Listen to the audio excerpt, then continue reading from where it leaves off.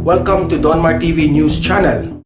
Disloyalty and violations of the party constitution. These were the complaints against Senator Manny Pacquiao and others which the PDP Laban Kusi faction received. The complaints were lodged by Raymar Masilungan, PDP Laban's chairman of the Livelihood Committee. This is in relation with Senator Pacquiao's alleged plan to convert his own party, the People's Champ Movement or PCM, to a national political party. According to PDP Laban Secretary General Melvin Matibag, Pacquiao has clearly violated the party rules which could lead to his expulsion.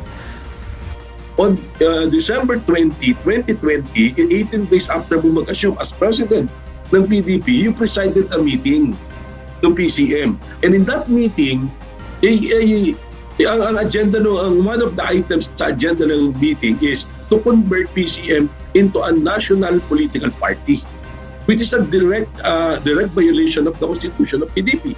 So nandun na kagad yung disloyalty. May bad faith na kagad, may practice. Bakit mo ginawa yun? Matibag assures the issue will undergo due process. They will send a notice to Pacquiao for the senator to answer the charges against him. Pacquiao's camp has yet to comment on the issue. Meanwhile, Manila Mayor Isko Moreno is most likely to seek a higher position in the coming national elections. According to political analyst Professor Dennis Coronacion, the Moreno's transfer to Action Democratico is a clear indication that he indeed has higher political plans. Moreno was elected president of Action Democratico after he resigned as vice chairman for political affairs and member of the NUP. His former party NUP is seeking alliance with Hugpong ng Pagbabago, the political party led by Davao City Mayor Sara Duterte Carpio, who is open to run for presidency. Probably the reason na magkakaroon nga ng conflict of interest kasi he might be pursuing his dream of becoming either vice president or president. So, pag sakaling gagawin niya yun, yung affiliation niya dati, yung NUP, related yan, sabi mo nga, related yan sa administration. Alam mo, nung nakita ko itong picture na ito, itong balita na ito, ito'y lumabas nung November 2017. Naikunik-kunik ko, sabi ko, kaya pala talaga. Ibang nasa isip ko. Ay nako, sabi ko nga sabi niya dito, sinabi ko nga sa asawa ko, sabi ni Pacquiao, parang gusto kong mag-resign, pero pag umayaw ako sa politika, sino na lang ang may tao na may puso at sino ang tao na magserbisyo sa gobyerno? Hindi, di ba? Ito isipin niyo to. Nung binasa ko to, sabi ko, grabe, ang taas ng tingin nito sa sarili niya. Talagang, sinasabi daw ng kanyang asawa na, sinasabi daw niya sa kanyang asawa na gusto niya na mag-resign. Pero naiisip niya, sino kaya ang yung katulad ko na talagang magsisilbi at may puso sa taong bayan? So, ikaw lang yun? Seryoso ka ba? You are indispensable? Sabi ko nga, ayoko Alam mo yun, minsan ayokong isipin, ayokong isipin na ito ba nagbabasa ng Biblia? Sorry pero yun ang talagang una kong naisip. Sabi ko, bakit? Grabe. Yung messianic complex niya. Sobra antindi nun. Yung sabihin mong ikaw lang, ang lupit mo, Brad. Ikaw lang talaga, wala nang iba. Di ba parang okay ka lang? Eto, ayoko na ikot to, pero mahilig ka naman din sa Biblia di ba? Kahit nga bato kayang gamitin ng Diyos para lang magbago ang buwan. Alam mo yun? Kahit mountain, kaya niyang gawin, paggalawin para lang mabago ang lahat.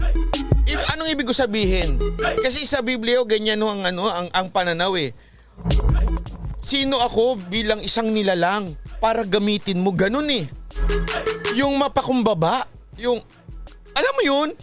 Pasya, ganyan. Wala nang iba kung hindi ako lang, kaya hindi ako magre-resign. Ang lupit mo, Brad. Kaya nga dun sa aking title, aba isa ka palang tagapagligtas. Ikaw na ang tagapagligtas ng bayan natin. Tapos nung nabasa ko ito, sabi ko, aba, ito ang pinakadahilan kung bakit gusto niya talagang tumakbo at feeling niya talaga ay karapat-dapat siya maging Pangulo. Kasi iniisip niya talaga na siya yung magliligtas sa bayan natin. So, nung naisip ko to, kaya nga dahilan niya para tumakbo siyang presidente, eto siguro yun. Iisip niya siguro, tayo ay nasa matinding malupit na pandemya. Siguro tayo nasa matinding pagbagsak ng ekonomiya. Okay? Siguro naisip niya, ako ang magliligtas sa bayan na ito. Brad, bola ang propeta. Ikaw yung chosen one. Malupit mo ha. Hindi ko talaga alam eh. Kaya tuloy si Coco, parang ganun na rin yung intindi niya sa PDP. Hindi, kami talaga ang tanging paraan at tanging solusyon. Lupit. Ewan ko ba, Pacquiao? Sana lang siguro, isip-isipin mo ng mabuti mga pinagsasabi mo, ha? Di maganda yan. Kaya ka tuloy nasasabihan ni Pangulong Duterte ng kung ano-ano eh. Kasi yung may mga ganyan. Alam mo, sino yung may mga ganyang klaseng utak? Number 1, si Trillanes. Number 2, si Pamatong. Oh. Anong mga klaseng tao yun? Pacquiao, sige nga. Sana kung pwede mo sabihin na kung wala na kayo maisip, sa tingin nyo, pwede akong makatulong sa bayan, oy, boto nyo ako. Ganun, di ba? Hindi yung hindi. Ako lang kasi sa totoo lang. Ayoko. Alam mo, may naalala ko dito. Oh, eto, may naalala ko dito, isang vlogger. Eto dahu itong vlogger na ito. Na may messianic complex din. Ano sabi niya? Pagod na ako na lumabang para sa bayan ko. Mga guys, pagod na ako lumaban sa bayan ko. Mga guys, hindi ko talaga maintindihan itong mga nasa gobyerno. Mga guys, walang ginagawa ang mga ahensya ng gobyerno para papalawakin ng kaalaman ng mga tao, informasyon. Mga guys, nakakapagod na. Oh. Sino yung ganyan? Messianic din yan eh. Yung ganyan Gunggong, kahit wala ka. Kakalat ang mensahe. Diba? Alam mo, ingat kayo sa mga taong ganyan. Yung feeling nila, ay hindi. Ako lang ang solusyon sa bayan na to.